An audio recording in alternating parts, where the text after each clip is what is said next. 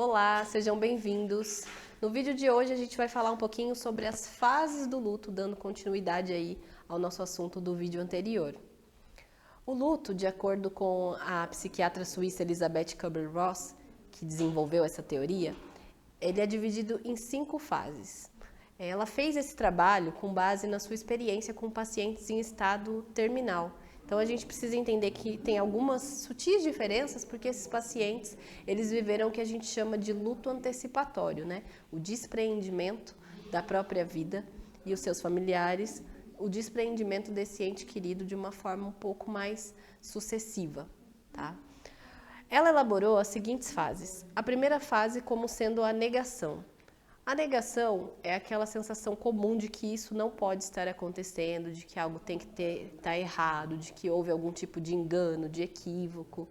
Isso é muito comum, né, quando a gente vê a pessoa recebendo a notícia, esse tipo de reação. E a princípio está tudo bem, é uma fase importante, até nos protege, é como se fosse uma autopreservação, né, para que a gente consiga dar conta daquele momento, para que a gente possa seguir ali fazendo o que for necessário, né, na organização, enfim, dando ritmo aí a esse movimento ritualístico que a gente precisa fazer. Porém, é uma fase que, se ela não for vivenciada da forma correta e se ela se prolongar por muito tempo, pode trazer alguns prejuízos. A segunda fase é a fase da raiva. Nessa fase, normalmente a gente já assimilou a perda de alguma forma, já sabe que aquilo realmente aconteceu e está muito bravo, muito magoado, se sentindo muito culpado, muito irritado, procurando culpados para a situação. É um período em que a gente acaba refazendo esse processo do luto, ida e vinda, né? Desse momento aí de finitude da pessoa, de como foi, do que aconteceu, de quem estava lá, quem poderia ter feito alguma coisa. Nós mesmos ficamos pensando e nos questionando muito se seria possível termos feito algo diferente para que isso não ocorresse, né? Nesse momento a gente se depara com várias situações, inclusive muitas culpas que não são reais, que não têm um fundo de realidade, né? Porque aí a gente acaba vendo, por exemplo, nesse período que a gente passou, infelizmente, pandêmico, as pessoas se culpavam muito por ter levado seus entes queridos ao hospital. Mas de que outra maneira proceder que não socorrendo, que não levando esse ente querido para obter uma ajuda médica, né?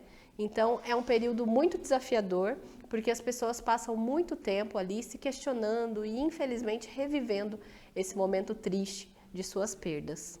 A terceira fase é a fase da barganha. Esse indivíduo que passou pela negação, esse indivíduo que passou aí por esse período de irritabilidade, né, de picos emocionais intensos, ele está desgastado, cansado, e aí ele entra nessa barganha, nessa troca, normalmente com Deus, com uma divindade espiritual na qual ele acredita. Então ele começa a recorrer às orações, às preces intensas, né, pedindo auxílio para que tudo isso passe o mais rápido possível e ele consiga dar conta.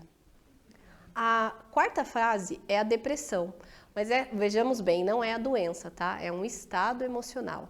Nesse período, a pessoa em luto, ela se sente mais reclusa, ela tem vontade de ficar mais sozinha, ela fica mais reflexiva, pensativa, porque de alguma forma ela realmente entendeu que aquilo é irreversível.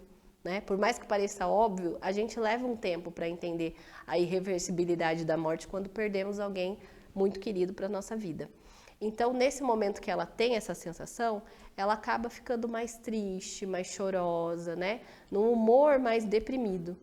Só que essa fase ela é extremamente importante para que a gente chegue à quinta fase do luto, que é o período de aceitação, onde essa pessoa consegue compreender que aquela perda existiu e que ela vai precisar seguir a vida, mesmo com toda a sua saudade, mesmo com todas as suas memórias e o sentimento positivo que ela guarde dessa pessoa, ela vai precisar seguir adiante, porque ela tem outros membros na família, porque ela tem outras obrigações e ela precisa se restabelecer.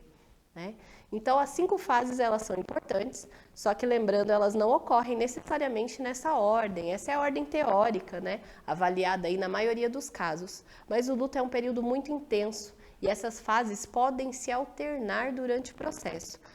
A fase de aceitação, que é a última, o fechamento do luto, né, onde a gente entende que o luto foi elaborado, é a fase em que realmente, quando a pessoa chegou, ela não tende a regredir.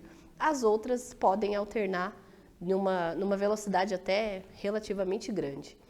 Então, essas são as 5 fases do luto. Se você está vivendo esse momento, veja onde você se identificou, em que fase você percebe se encontrar. Se tiver alguma dúvida, deixe aí nos comentários que a gente vai respondendo ao longo dos vídeos, tá bom?